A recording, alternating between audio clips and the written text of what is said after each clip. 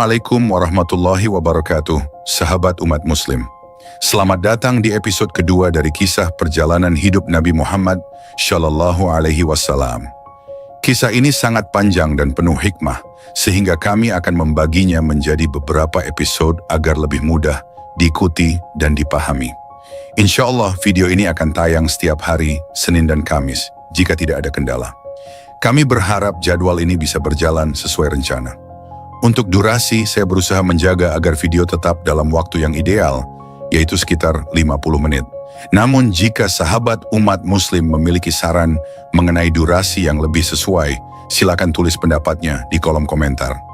Dukungan dan masukan dari sahabat sangat berarti untuk kami, agar video ini dapat terus memberikan manfaat dan keberkahan. Jazakumullah khairan katsiran. Sahabat umat muslim, sebelum kita memulai kisah yang penuh hikmah ini, mari bersama-sama kita lantunkan sholawat kepada junjungan kita, baginda Nabi Muhammad Shallallahu Alaihi Wasallam. Allahumma shalli ala Muhammad wa ala ali Muhammad. 15 tahun, Nabi Muhammad muda terlibat dalam salah satu peristiwa yang akan memberikan pelajaran besar dalam hidupnya. Perang Fijar adalah peperangan sengit yang melibatkan suku Quraisy dan sekutu mereka, Bani Kinanah, melawan suku Qais Island. Meski konflik ini kelak dikenal sebagai salah satu episode kelam dalam sejarah Mekah, bagi Nabi Muhammad muda, perang ini adalah panggung pertama untuk menyaksikan betapa mahalnya harga perdamaian dan keadilan. Hari itu, udara Mekah begitu panas.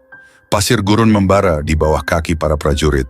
Nabi Muhammad muda, meskipun masih remaja, berdiri di antara paman-pamannya. Tangannya sibuk menyiapkan anak-anak panah untuk mereka.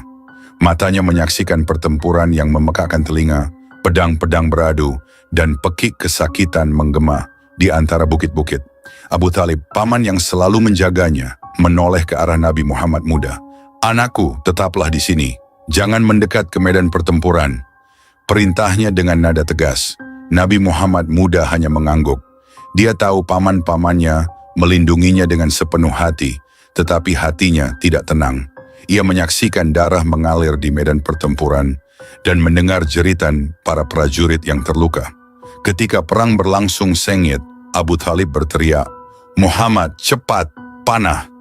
Nabi Muhammad muda segera menyerahkan anak panah dengan cekatan. Matanya penuh kecemasan melihat pamannya berlari kembali ke barisan depan.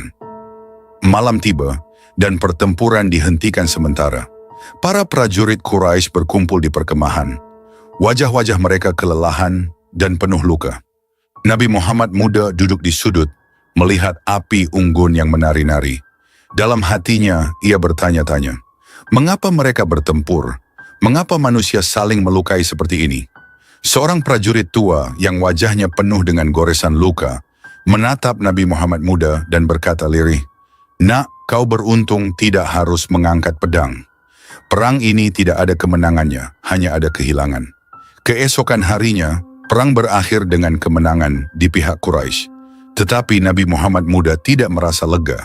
Dia melihat betapa banyak nyawa yang terbuang sia-sia.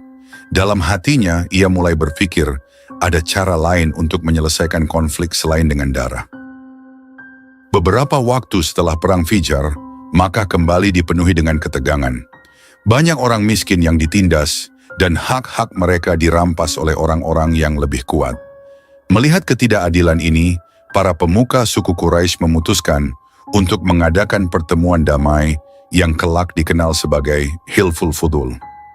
Di rumah Abdullah bin Judan, seorang bangsawan Quraisy yang terkenal karena kedermawanannya, semua kabilah berkumpul. Udara di ruangan itu penuh dengan keseriusan. Para pemimpin Quraisy berbicara tentang perlunya perjanjian untuk membela siapa saja yang dizalimi, tanpa memandang suku atau status sosial. Nabi Muhammad muda duduk di sudut, mendengarkan setiap kata dengan saksama. Wajahnya tampak tegas, meskipun usianya masih belia. Abdullah bin Judan membuka pertemuan itu dengan suara lantang. "Saudara-saudaraku, kita telah menyaksikan terlalu banyak kezaliman di Mekah ini. Tidak ada orang yang seharusnya merasa takut kehilangan haknya. Hari ini kita bersumpah untuk berdiri di sisi keadilan." Abu Thalib berdiri dan menambahkan, "Tidak peduli apakah dia berasal dari Quraisy atau bukan, kita akan membela siapa saja yang diperlakukan tidak adil." Semua orang yang hadir menyatakan kesepakatannya. Mereka mengulurkan tangan, membentuk lingkaran persatuan. Suasana menjadi haru ketika janji itu diucapkan bersama. Nabi Muhammad muda yang masih muda merasakan getaran semangat itu. Dalam hati, ia merasa bangga menjadi bagian dari momen yang sangat bermakna ini. Ketika pertemuan selesai, ia mendekati Abu Thalib.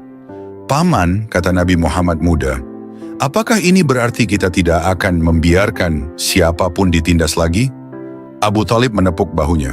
"Benar Muhammad, inilah janji yang harus kita jaga. Keadilan harus ditegakkan, tidak peduli apapun risikonya." Nabi Muhammad muda menatap ke depan dengan mata yang bersinar.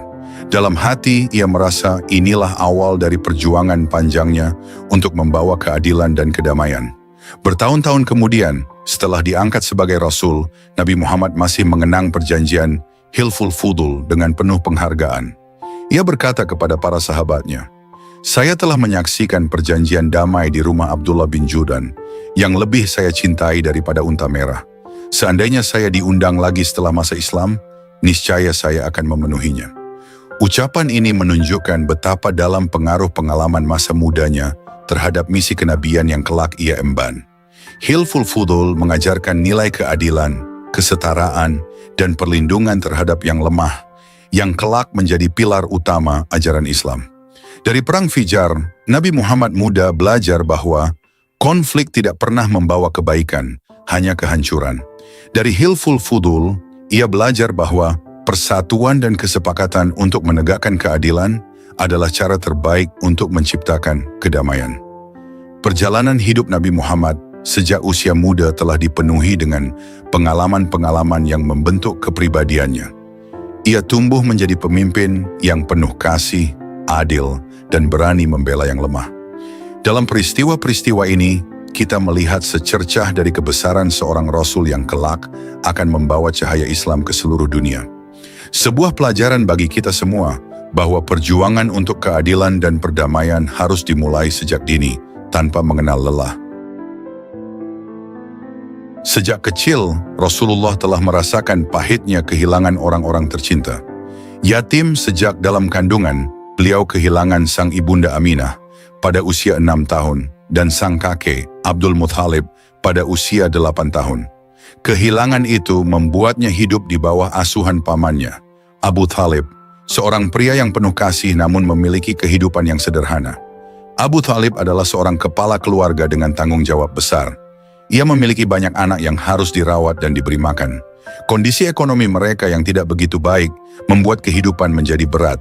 Rasulullah meskipun masih anak-anak, memahami situasi sulit ini. Beliau tidak pernah mengeluh dan justru tumbuh menjadi pribadi yang matang di usia yang sangat muda. Rasulullah mulai membantu pamannya dengan menggembala kambing milik penduduk Mekah. Ini bukan pekerjaan yang mudah. Di bawah terik matahari yang menyengat, beliau menggiring kambing ke padang rumput di sekitar Mekah, menjaga mereka dari bahaya, dan memastikan mereka kenyang sebelum kembali ke kandang. Suatu sore, seorang penduduk Mekah bertemu dengan Rasulullah di padang rumput. "Wahai Muhammad, kau masih muda, mengapa kau memilih pekerjaan ini? Bukankah anak-anak seusiamu bermain di pasar atau bersenang-senang di jalanan?" Tanya pria itu dengan penasaran.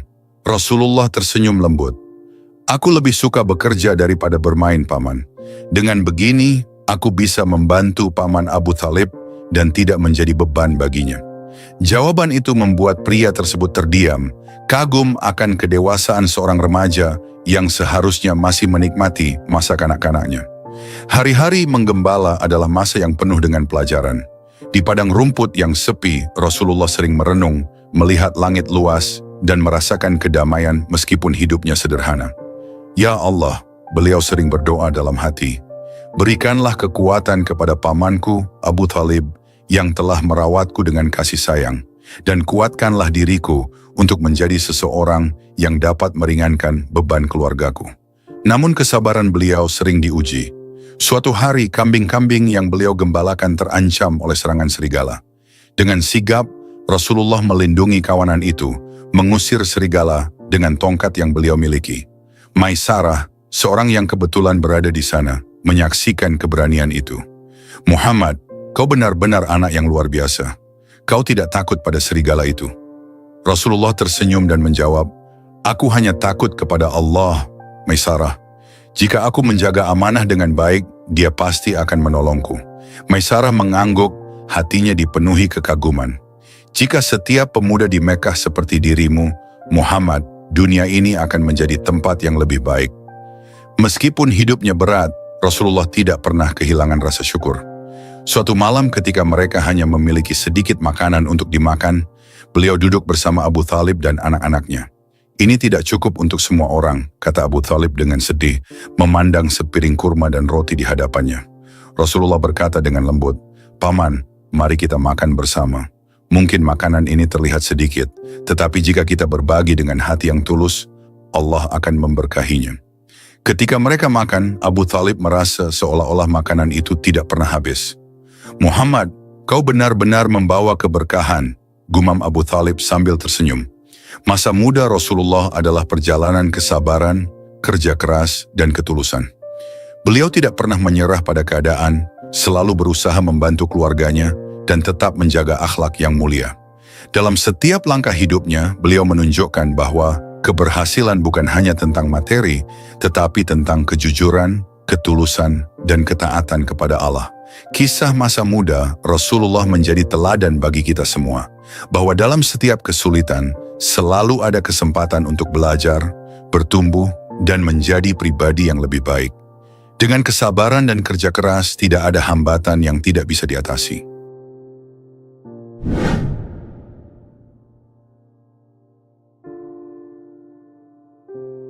Ketika Rasulullah menginjak usia 25 tahun, kehidupan di Mekah mulai menawarkan tantangan baru. Pamannya, Abu Thalib, yang selalu menjadi pelindung dan pendukungnya, menyarankan sesuatu yang dapat mengubah arah hidup beliau. "Anakku," ujar Abu Thalib suatu malam dengan suara lembut namun penuh keyakinan, "kau sudah dewasa dan banyak yang mengagumi kejujuranmu. Mengapa kau tidak mencoba berdagang? Kejujuran dan akhlakmu bisa menjadi modal terbaik." Rasulullah yang sedang duduk di samping pamannya mengangguk perlahan. "Paman, aku bersedia. Jika itu dapat membantu keluarga kita, aku akan melakukannya dengan sepenuh hati. Namun, aku mohon bimbinganmu agar langkahku selalu berada di jalan yang benar." Abu Thalib tersenyum.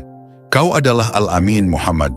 Tidak ada keraguan dalam diriku bahwa kau akan membawa keberkahan dimanapun kau pergi."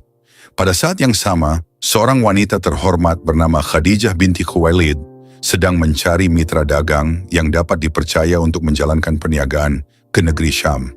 Khadijah, yang saat itu berusia 40 tahun, adalah seorang wanita cerdas, kaya, dan dikenal karena kemuliaan akhlaknya.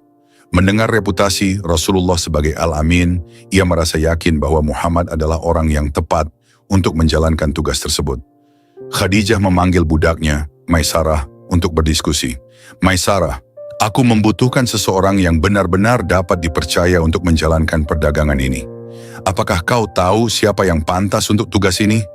Maisarah, yang telah mendengar banyak tentang Rasulullah, menjawab tanpa ragu, "Nyonya, aku mendengar banyak tentang Muhammad bin Abdullah. Dia dikenal jujur, amanah, dan memiliki akhlak yang luar biasa. Aku yakin dia adalah pilihan terbaik." Khadijah tersenyum dan mengangguk. "Jika demikian, panggil dia untuk menemuiku."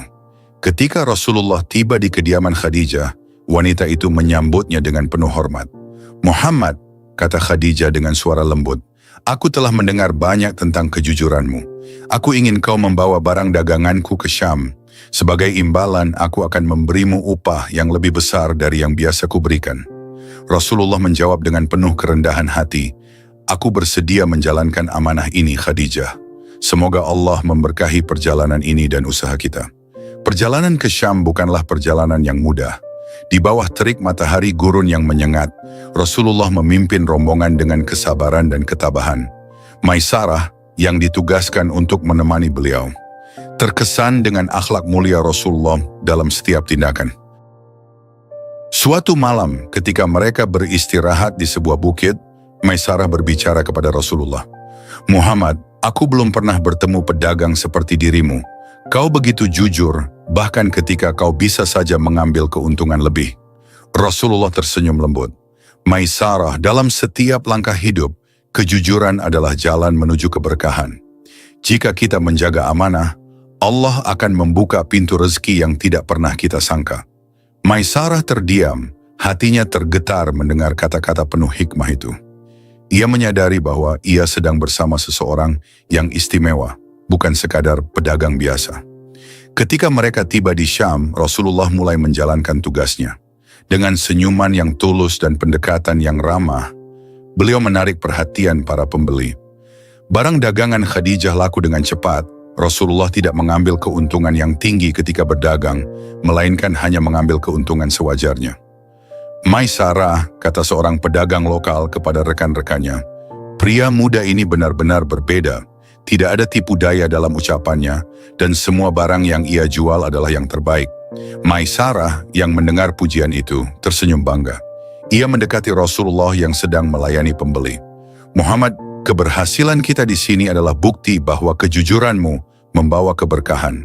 Aku yakin Khadijah akan sangat senang mendengar kabar ini. Rasulullah menjawab dengan tenang, keberkahan ini datang dari Allah, Maisarah. Kita hanya perlu menjalankan amanah dengan baik dan menyerahkan hasilnya kepadanya. Dalam perjalanan pulang ke Mekah, Maisarah menyaksikan beberapa kejadian yang semakin memperkuat keyakinannya bahwa Muhammad bukanlah orang biasa. Salah satunya adalah saat mereka beristirahat di bawah pohon besar. Seorang pendeta yang kebetulan melihat mereka dari kejauhan mendekat dan bertanya kepada Maisarah. "Siapakah pemuda itu?" tanya pendeta itu sambil menunjuk ke arah Rasulullah. "Dia Muhammad bin Abdullah dari Quraisy," jawab Maisarah. Pendeta itu memandang Rasulullah dengan penuh kekaguman. "Aku melihat tanda-tanda kenabian dalam dirinya. Pohon ini tidak akan menaungi siapapun kecuali orang yang istimewa." Maisarah tertegun. Kata-kata pendeta itu terus terngiang di benaknya sepanjang perjalanan. Setelah perjalanan dagang ke negeri Syam, Maisarah kembali ke Mekah dengan membawa kabar yang membuat hati Khadijah bergetar. Maisarah menemui Khadijah yang tengah sibuk menyelesaikan catatan dagangnya. Dengan wajah penuh semangat, Maisarah berkata, "Tuanku, perjalanan bersama Muhammad adalah pengalaman yang luar biasa. Aku belum pernah bertemu dengan seseorang yang memiliki kejujuran, kesabaran, dan kebijaksanaan seperti dia." Khadijah terdiam sejenak, memandang Maisarah dengan penuh perhatian. "Ceritakan padaku, Maisarah, apa yang membuatmu begitu terkesan?" tanyanya lembut. "Tuanku," jawab Maisarah, "Muhammad adalah seorang yang berbeda. Di bawah terik matahari gurun, dia tidak pernah mengeluh. Dia selalu bersikap adil dalam berdagang, tidak pernah mengambil keuntungan lebih dari yang seharusnya. Para pembeli di Syam memujinya karena tutur katanya yang lembut dan sikapnya yang penuh hormat. Aku yakin dia adalah orang yang selama ini kau cari." Hati Khadijah diliputi rasa kagum dan harapan. Selama ini, meskipun banyak pemuka Quraisy yang melamarnya, Khadijah selalu menolak karena tidak menemukan seseorang yang benar-benar mencerminkan keutamaan akhlak. Namun laporan Maisarah membuatnya yakin bahwa Muhammad bin Abdullah adalah pilihan yang tepat. Khadijah kemudian memanggil sahabatnya, Nafisah binti Maniyah, untuk membicarakan niatnya. "Nafisah," kata Khadijah dengan nada serius, "aku merasa bahwa Muhammad adalah pria yang berbeda. Hatiku mengatakan bahwa dia adalah orang yang dipilih Allah untuk menjadi pelindung dan pendamping hidupku. Bisakah kau membantuku menyampaikan niat ini kepadanya?" Nafisah tersenyum hangat, memahami maksud Khadijah. "Khadijah, keputusanmu ini sangat bijak. Muhammad adalah pria yang luar biasa, dan kau adalah wanita yang terhormat. Aku akan menyampaikan niatmu kepadanya." Nafisah menemui Rasulullah di waktu yang tepat. Dalam pertemuan itu, Nafisah membuka pembicaraan dengan lembut. "Muhammad," katanya, "apa pendapatmu tentang pernikahan?" Rasulullah menjawab dengan penuh kerendahan hati, "Pernikahan adalah tanggung jawab besar. Namun, aku hanya seorang pria sederhana. Aku tidak memiliki banyak harta untuk menawarkan kehidupan yang mewah." Nafisah tersenyum. "Bagaimana jika seorang wanita yang terhormat, kaya, dan cerdas ingin menikah denganmu?" Rasulullah terkejut. "Siapa wanita itu?" tanyanya dengan penuh rasa ingin tahu. "Khadijah binti Khuwailid," jawab Nafisah. Nama Khadijah bukanlah nama yang asing bagi Rasulullah. Beliau mengetahui betapa mulianya wanita itu. Setelah merenung sejenak, Rasulullah berkata, "Jika Khadijah memiliki niat yang tulus, Aku akan meminta pendapat paman-pamanku. Rasulullah segera menyampaikan kabar ini kepada paman-pamannya, termasuk Abu Thalib. Mereka semua menyetujui bahwa Khadijah adalah pilihan yang luar biasa. Abu Thalib pun segera mengatur pertemuan dengan keluarga Khadijah. Hari pernikahan pun tiba. Rasulullah yang saat itu berusia 25 tahun, menikah dengan Khadijah binti Khuwailid yang berusia 40 tahun. Usia yang terpaut 15 tahun tidak menjadi penghalang, karena hubungan mereka didasarkan pada saling menghormati dan cinta yang tulus. Abu Thalib berdiri dan memberikan pidato dalam pernikahan tersebut. Hari ini kami menyaksikan pernikahan Muhammad bin Abdullah, seorang pemuda dengan akhlak yang mulia, dengan Khadijah binti Khuwailid, wanita terhormat dan cerdas. Muhammad mungkin tidak memiliki banyak harta, tetapi dia memiliki kekayaan yang jauh lebih berharga, kejujuran, kebijaksanaan, dan iman. Semoga Allah memberkahi mereka. Setelah akad selesai, Khadijah memandang Rasulullah dengan penuh cinta. Muhammad, aku tahu sejak pertama kali mendengar tentangmu, bahwa kau adalah pria yang berbeda. Aku merasa Allah telah memilihmu untuk sesuatu yang besar. Rasulullah menjawab dengan suara lembut, dan aku bersyukur kepada Allah karena telah memberiku pasangan yang mulia sepertimu. Aku berjanji akan selalu menghormatimu dan melindungimu. Setelah pernikahan, Khadijah dan Rasulullah memulai kehidupan rumah tangga yang penuh keberkahan. Khadijah selalu menjadi pendukung setia Rasulullah dalam setiap fase kehidupan beliau. Di sisi lain, Rasulullah juga memberikan kasih sayang dan penghormatan yang tulus kepada Khadijah. Suatu malam ketika mereka berbincang di rumah, Khadijah berkata, Muhammad, aku merasa sangat bersyukur kepada Allah karena telah memberiku pasangan seperti dirimu. Kau mengajarkan aku untuk selalu sabar dan bersyukur. Rasulullah menggenggam tangan Khadijah dengan penuh kasih. Khadijah, dukungan dan cintamu adalah kekuatanku. Bersamamu, aku merasa memiliki segalanya. Kisah pernikahan Rasulullah dan Khadijah adalah teladan yang luar biasa. Cinta sejati tidak mengenal usia atau status sosial, melainkan didasarkan pada akhlak, kejujuran, dan saling pengertian. Hubungan mereka mengajarkan bahwa pernikahan yang berlandaskan iman dan kasih sayang akan membawa keberkahan yang luar biasa. Semoga kita semua dapat mengambil inspirasi dari kisah mulia ini untuk membangun hubungan yang penuh dengan cinta, hormat, dan dukungan satu sama lain.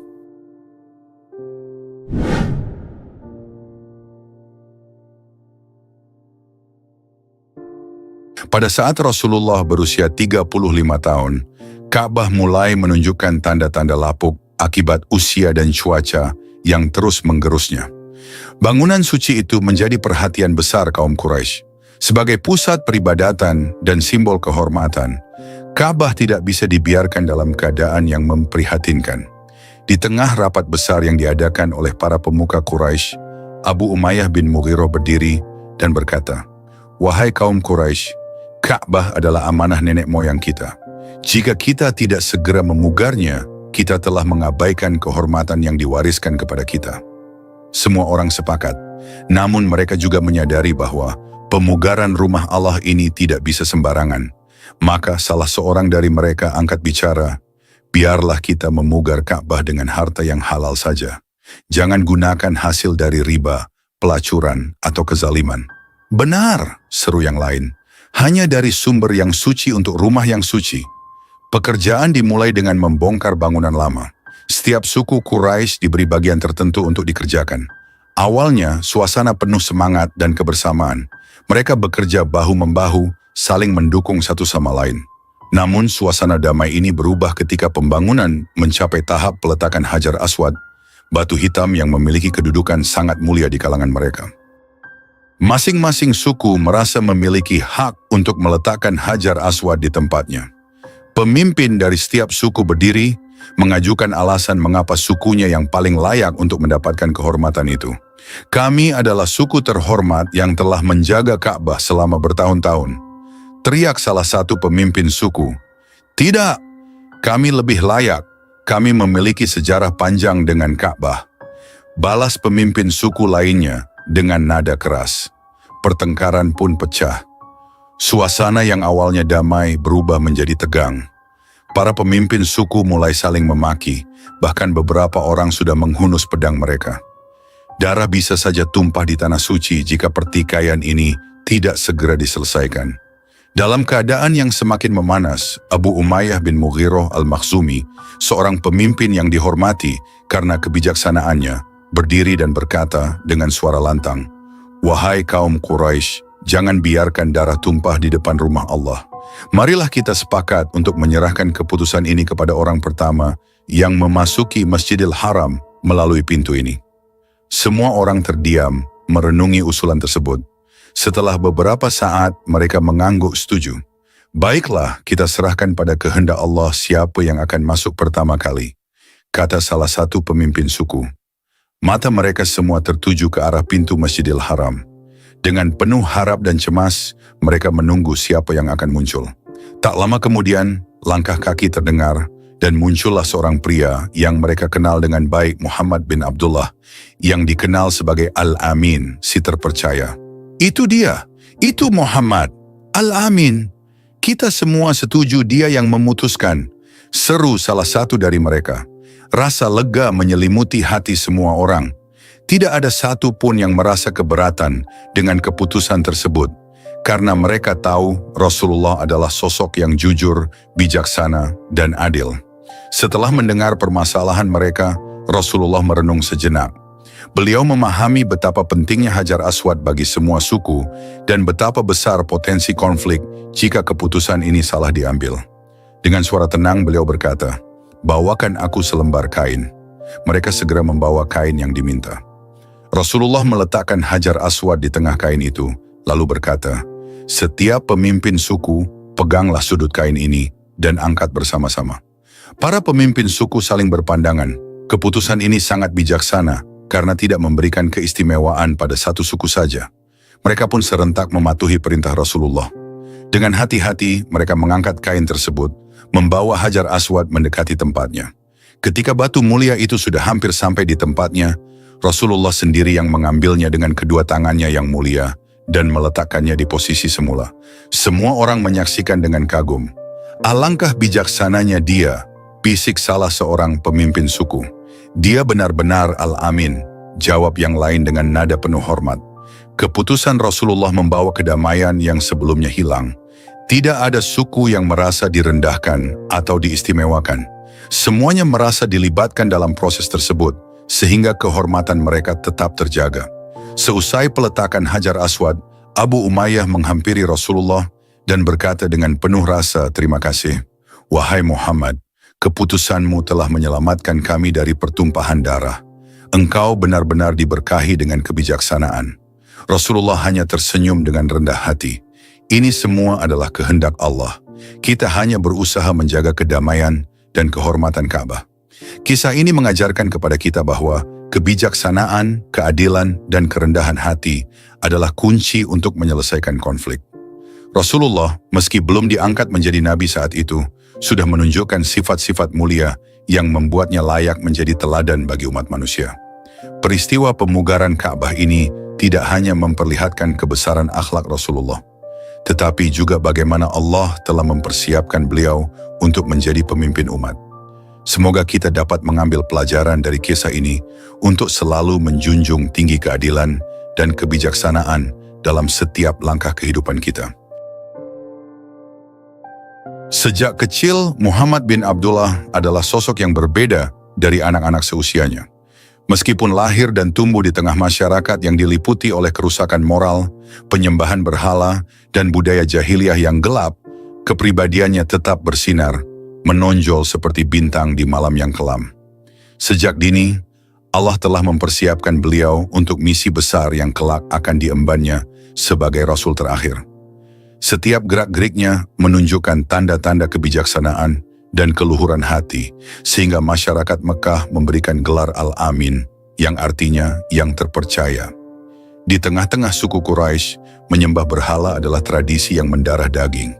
Hampir setiap keluarga memiliki berhala di rumah mereka, yang dihiasi dan disembah dengan penuh taksim. Namun Nabi Muhammad muda memiliki pandangan yang berbeda. Sejak kecil hatinya sudah menolak keras penyembahan berhala. Di Mekah, kerusakan moral seperti perzinaan, perjudian, dan minuman keras adalah hal yang biasa. Suatu hari, beberapa pemuda mengajak Nabi Muhammad muda untuk menghadiri sebuah pesta di mana mereka akan berjudi dan minum-minum. "Muhammad, kau terlalu serius. Mari ikut bersama kami malam ini. Kita akan bersenang-senang," kata salah satu dari mereka. Namun dengan penuh kelembutan, Nabi Muhammad menjawab, "Aku menghargai undangan kalian, tapi aku tidak bisa. Hati ini tidak pernah merasa damai dengan hal-hal seperti itu." Malam itu, keinginan untuk melihat seperti apa pesta yang dihadiri masyarakat sempat terlintas di benaknya. "Aku hanya ingin tahu apa yang mereka temukan dalam kegembiraan semu ini," pikirnya. Ketika kakinya mulai melangkah menuju tempat pesta, tiba-tiba Allah membuatnya tertidur lelap di tengah perjalanan. Ia terbangun keesokan paginya dengan hati yang bersyukur, merasa bahwa Allah telah melindunginya dari hal yang sia-sia. Muhammad kecil adalah sosok yang banyak merenung. Ia sering menyendiri di tempat-tempat sunyi, jauh dari keramaian kota. Di bawah langit malam yang penuh bintang, ia seringkali memandang luasnya cakrawala dan bertanya dalam hati, "Siapakah yang menciptakan ini semua? Bagaimana semuanya bisa ada dengan begitu sempurna?" Di suatu malam, ketika ia duduk sendirian di atas bukit yang menghadap ke Ka'bah, ia berbicara dalam hati, "Ya Allah, aku tahu Engkau ada di balik semua ini. Kaulah pencipta langit dan bumi. Namun, mengapa manusia menyembah berhala yang tidak dapat berbuat apa-apa? Tunjukkan aku jalan yang benar, wahai Tuhan yang Maha Kuasa." Meskipun suka menyendiri untuk merenung, Nabi Muhammad bukanlah sosok yang mengisolasi diri. Dalam pergaulannya dengan masyarakat, beliau dikenal sebagai pribadi yang lembut, jujur, dan dermawan. Beliau sering membantu orang-orang yang membutuhkan tanpa mengharapkan imbalan apapun. Suatu hari, seorang wanita tua datang ke pasar Mekah. Ia membawa sebuah kantong besar berisi biji-bijian, namun tidak ada seorang pun yang bersedia membantunya. Nabi Muhammad melihat hal itu dan segera menghampirinya. "Ibu, biar aku yang membantu membawa barangmu." Wanita tua itu terkejut. "Anakku, kenapa kau ingin repot-repot membantuku? Kau masih muda dan tampaknya kau bukan orang miskin." Nabi Muhammad tersenyum hangat. "Aku hanya ingin menolong ibu. Setiap kebaikan adalah amanah dari Allah." Setelah sampai di rumah wanita itu, ia berkata, "Terima kasih anak muda. Sungguh jarang aku melihat pemuda seperti dirimu." Kejujuran dan keadilan Nabi Muhammad membuatnya dihormati oleh semua orang, baik yang miskin maupun yang kaya, baik yang muda maupun yang tua. Gelar Al-Amin diberikan kepadanya bukan tanpa alasan. Beliau sering dimintai pendapat dan dijadikan penengah dalam berbagai perselisihan. Di suatu pagi, dua orang saudagar berselisih tentang jumlah barang yang telah diperjualbelikan.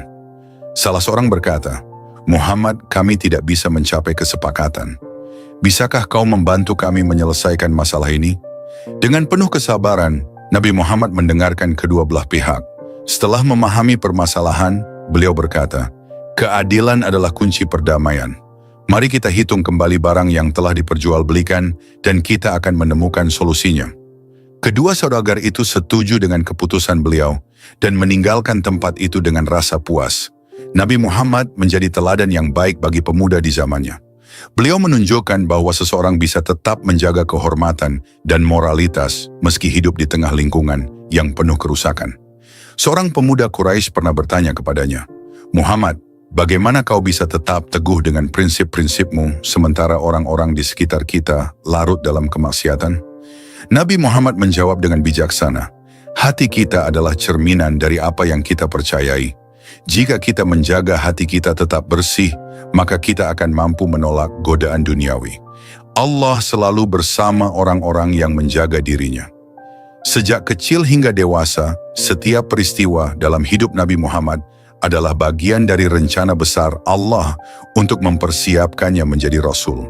Kebenciannya terhadap berhala, kesederhanaannya dalam hidup, kecintaannya pada keadilan, dan kasih sayangnya kepada sesama adalah bukti bahwa Allah telah menanamkan nilai-nilai luhur dalam dirinya. Setiap langkah hidupnya menjadi pelajaran bagi umat manusia. Akhlaknya yang mulia dan kepribadiannya yang menarik menjadi teladan yang terus dikenang sepanjang zaman. Kisah ini mengajarkan kepada kita bahwa meskipun seseorang hidup di tengah kerusakan moral, ia tetap bisa menjaga integritas dan iman dengan memegang teguh nilai-nilai kebenaran.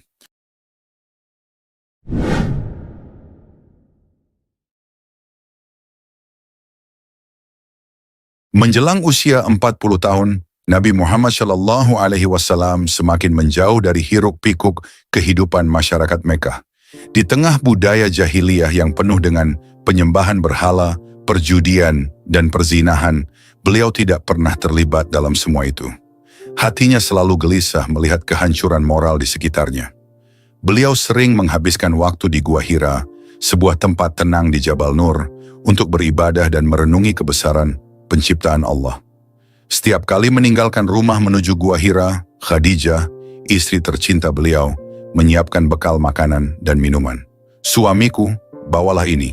Semoga perjalananmu diridai oleh Allah," ucap Khadijah sambil menyelimuti suaminya dengan perhatian penuh kasih. Nabi Muhammad tersenyum lembut. "Terima kasih wahai Khadijah.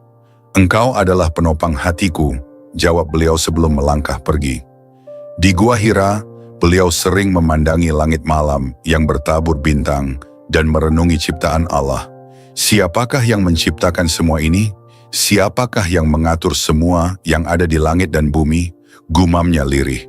Malam-malam panjang di Gua Hira menjadi pengantar bagi jiwa beliau untuk mempersiapkan misi besar yang telah Allah tetapkan. Selama 3 tahun, beliau terus merenung dan berdoa mencari petunjuk dari Tuhan. Pada hari Senin, tanggal 21 Ramadan, tepat ketika usia beliau mencapai 40 tahun, terjadi peristiwa besar yang akan mengubah sejarah umat manusia. Malam itu terasa lebih sunyi dari biasanya. Nabi Muhammad sedang beribadah di dalam Gua Hira ketika tiba-tiba muncul cahaya terang yang memancar di dalam kegelapan. Seorang sosok luar biasa, Malaikat Jibril, hadir di hadapan beliau. Tubuh Muhammad gemetar, tetapi beliau tetap berusaha untuk tenang. Jibril mendekat dan berkata dengan suara yang tegas, "Iqra, bacalah." Nabi Muhammad terkejut. "Man ana biqari," artinya, "Aku tidak bisa membaca," jawabnya dengan jujur. Malaikat Jibril memeluk beliau dengan erat hingga terasa sesak di dada. Kemudian Jibril mengulangi lagi, "Iqra." Namun Nabi Muhammad tetap menjawab, "Aku tidak bisa membaca." Untuk ketiga kalinya, Jibril memeluknya dengan lebih erat. Suara Jibril kembali menggema di dalam gua. "Iqra bismi rabbika alladzi khalaq, khalaqal insana min 'alaq. Iqra wa rabbukal akram, allazi 'allama bil qalam, 'allamal insana ma lam ya'lam." Al-Quran Surah Al-Alaq, surah 1-5. Makna ayat tersebut menyentuh hati beliau.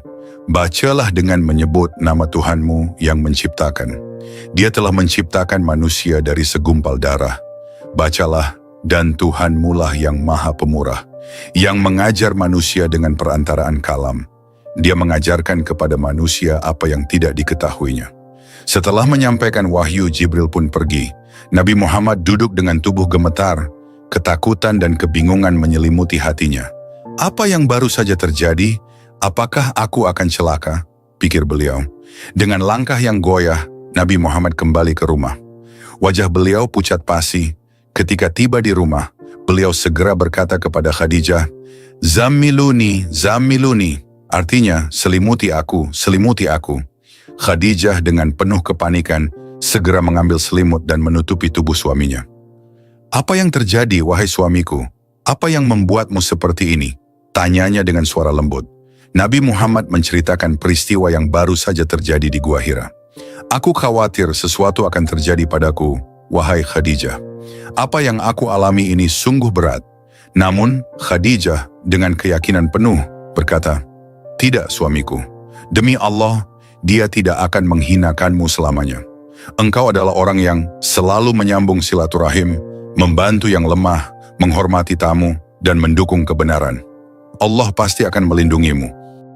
Khadijah memutuskan untuk membawa Nabi Muhammad menemui Waraqah bin Naufal, sepupunya yang telah lanjut usia dan dikenal sebagai orang yang memahami kitab Taurat dan Injil. Waraqah adalah seorang Nasrani yang masih memegang ajaran murni para nabi terdahulu. Setibanya di rumah Waraqah, Khadijah menceritakan apa yang dialami oleh suaminya.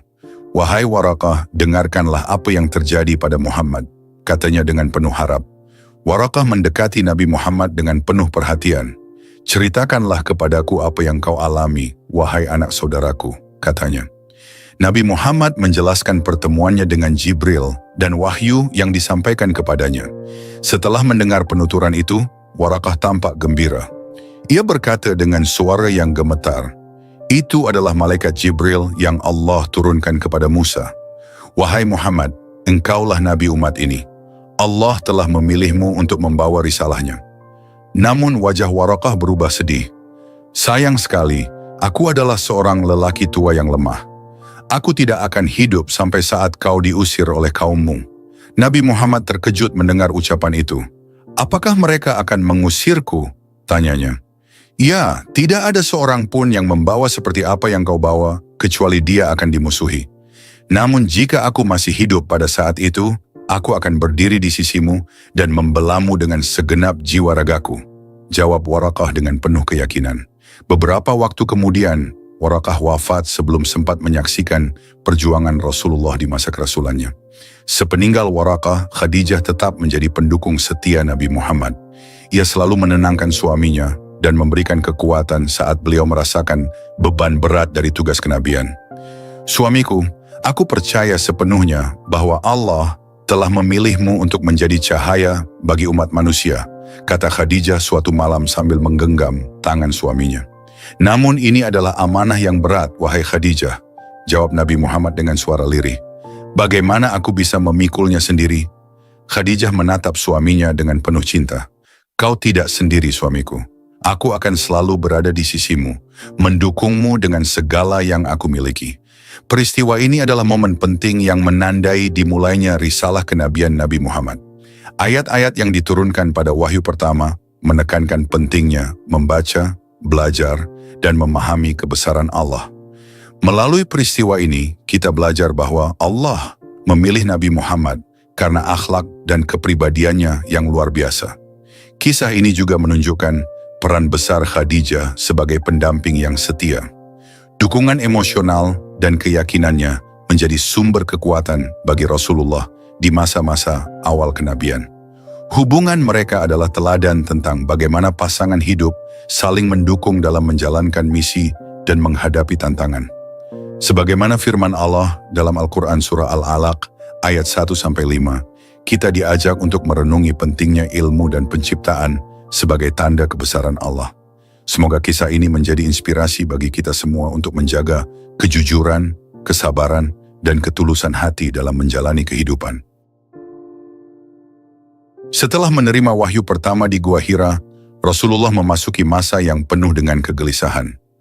Beberapa hari berlalu tanpa ada wahyu baru yang turun, meninggalkan beliau dalam keheningan yang membingungkan. Hati beliau bertanya-tanya, apakah Allah telah meninggalkanku? Apakah aku telah berbuat salah sehingga wahyu terhenti? Pikiran-pikiran ini membebani beliau, membuat setiap hari terasa begitu panjang dan sunyi. Khadijah, istri yang setia, menyadari kegelisahan di hati suaminya.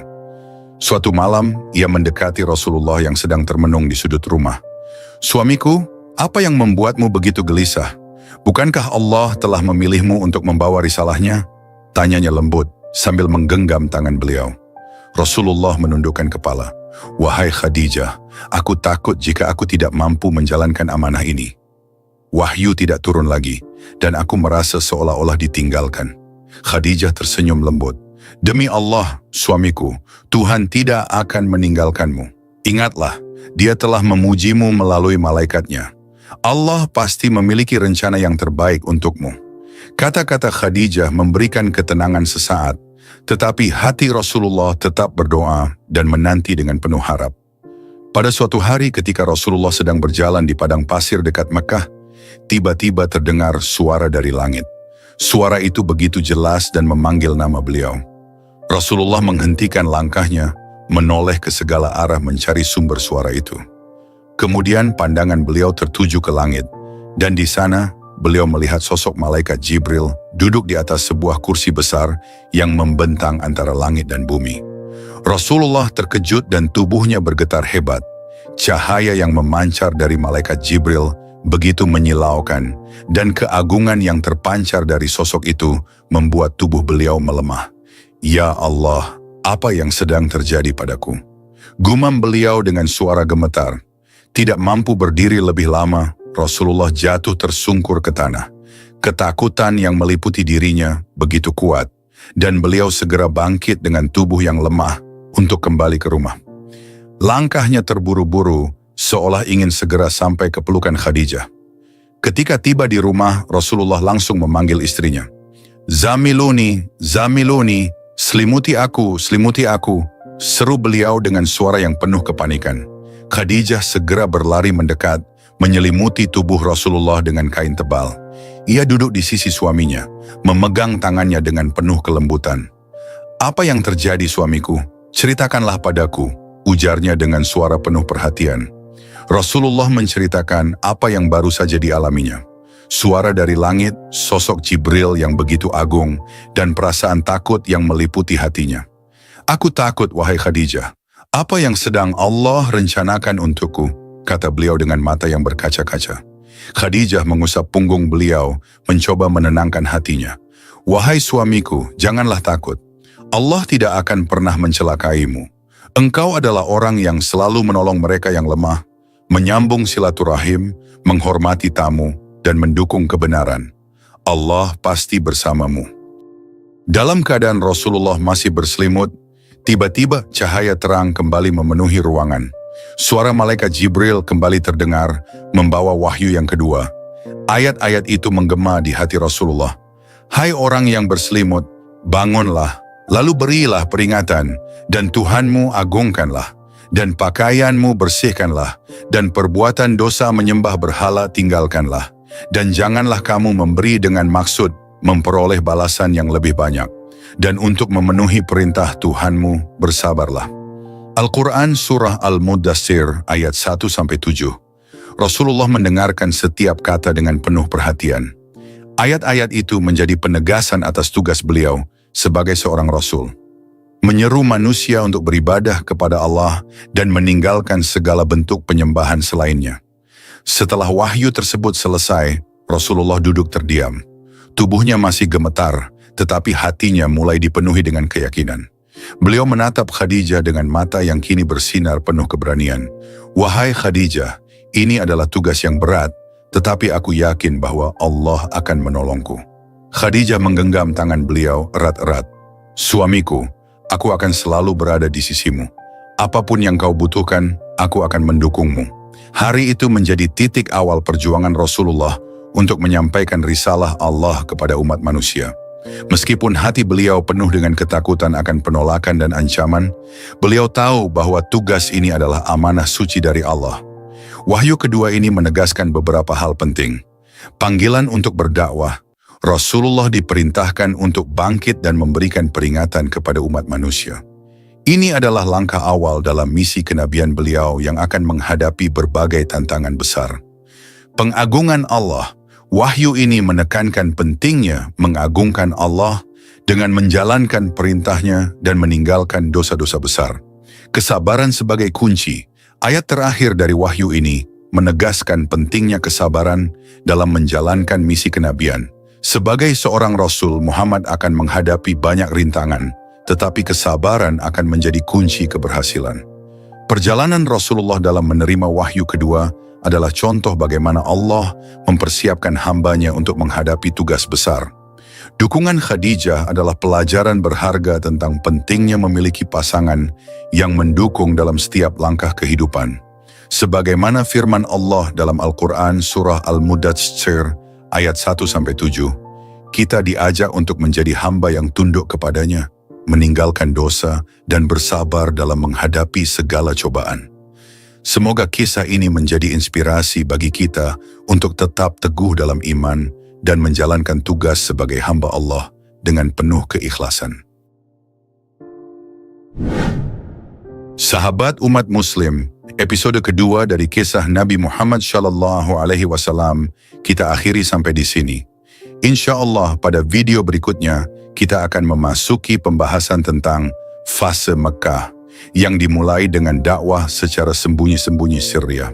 Semoga Allah Subhanahu wa Ta'ala senantiasa memberikan kelancaran dan keberkahan kepada kita semua dalam mendalami kisah hidup Rasulullah. Semoga pula kisah ini menginspirasi kita untuk menjalani hidup dengan penuh keimanan, ketakwaan, dan cinta kepada Allah Subhanahu wa Ta'ala. Amin ya Rabbal Alamin.